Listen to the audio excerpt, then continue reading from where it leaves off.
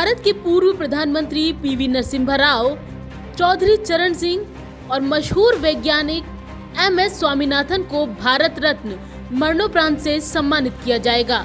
खुद प्रधानमंत्री नरेंद्र मोदी ने तीनों शख्सियतों को देश का सबसे बड़ा नागरिक सम्मान देने की जानकारी सोशल मीडिया प्लेटफॉर्म X पर उनकी तस्वीरों के साथ शेयर कर दी है।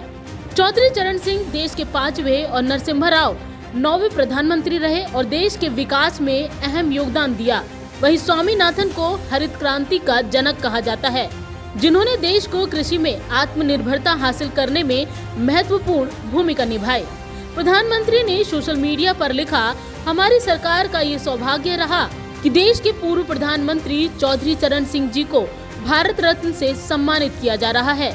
ये सम्मान देश के लिए उनके अतुलनीय योगदान को समर्पित है। उन्होंने किसानों के अधिकारों और कल्याण के लिए अपना पूरा जीवन समर्पित कर दिया था। उत्तर प्रदेश के मुख्यमंत्री रहे हों या देश के गृह मंत्री और यहाँ तक कि एक विधायक के रूप में भी उन्होंने हमेशा राष्ट्र निर्माण को गति प्रदान की। वे आपातकाल के विरोध में भी डट कर खड़े रहे।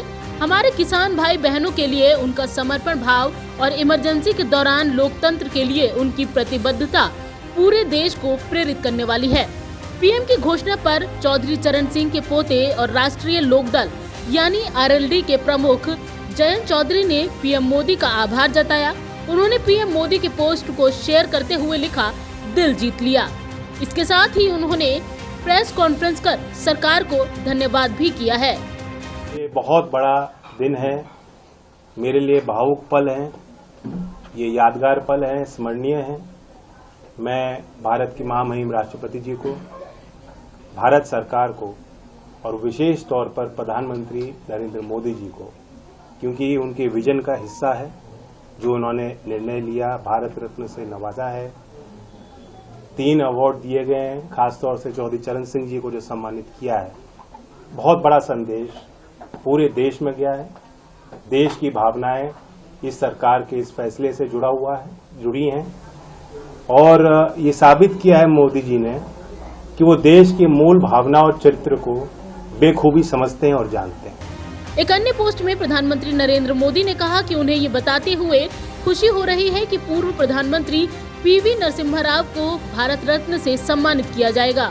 उनके पोस्ट में उन्होंने लिखा, एक प्रतिष्ठित विद्वान और राजनेता के रूप में नरसिम्हा राव ने विभिन्न पदों पर रहते हुए भारत की व्यापक सेवा की। उन्होंने आंध्र प्रदेश के मुख्यमंत्री, केंद्रीय मंत्री और कई वर्षों तक संसद सदस्य और विधानसभा सदस्य के रूप में किए गए कार्यों के लिए भी याद किया जाता है। उनके दूरदर्शी नेतृत्व ने भारत को आर्थिक रूप से उन्नत बनाने, देश की समृद्धि और विकास के लिए एक ठोस नींव रखने में महत्वपूर्ण भूमिका निभाई। प्रधानमंत्री के रूप में नरसिम्हा राव का कार्यकाल महत्वपूर्ण कदमों से भरा था, जिसने भारत को वैश्विक बाजारों के लिए खोला और इससे आर्थिक विकास के लिए एक नए युग की शुरुआत हुई। इसके साथ ही MS स्वामीनाथन के बारे में पीएम मोदी ने लिखा कि ये बेहद खुशी की बात है कि भारत सरकार कृषि और किसानों के कल्याण में हमारे देश में उनके उल्लेखनीय योगदान के लिए डॉक्टर MS स्वामीनाथन जी को भारत रत्न से सम्मानित कर रही है। उन्होंने चुनौतीपूर्ण समय के दौरान भारत को कृषि में आत्मनिर्भरता हासिल करने में महत्वपूर्ण भूमिका निभाई। साथ ही भारतीय कृषि को आधुनिक बनाने की दिशा में उत्कृष्ट प्रयास किए। हम एक अन्वेषक और संरक्षक के रूप में और कई छात्रों के बीच सीखने और अनुसंधान को प्रोत्साहित करने वाले उनके अमूल्य काम को भी पहचानते हैं। पीएम ने आगे लिखा, डॉक्टर स्वामीनाथन के दूरदर्शी नेतृत्व ने न केवल भारतीय कृषि को बदल दिया बल्कि देश की खाद्य सुरक्षा और समृद्धि भी सुनिश्चित की। वो ऐसे व्यक्ति थे जिन्हें मैं करीब से जानता था और मैं हमेशा उनकी अंतर्दृष्टि और इनपुट को महत्व देता था। आपको बता दें कि साल 2014 में सत्ता संभालने के बाद से मोदी सरकार की ओर से दिया गया ये 10वां भारत रत्न है। इससे पहले 3 फरवरी को बीजेपी के वरिष्ठ नेता लाल कृष्ण आडवाणी और 23 जनवरी को बिहार के पूर्व CM कर्पूरी ठाकुर को मरणोपरांत भारत रत्न देने का ऐलान किया गया था। इस तरह से इस साल 5 हस्तियों को ये सम्मान देने का ऐलान हो चुका है। इनके अलावा पीएम मोदी के कार्यकाल में मदन मोहन मालवीय, अटल बिहारी वाजपेयी, प्रणब मुखर्जी, भूपेन हजारिका और नानाजी देशमुख को भी ये सम्मान मिल चुका है। आज की 3 हस्तियों को मिलाकर इस सम्मान को हासिल करने वालों में अब तक कुल 53 लोग शामिल हो चुके हैं।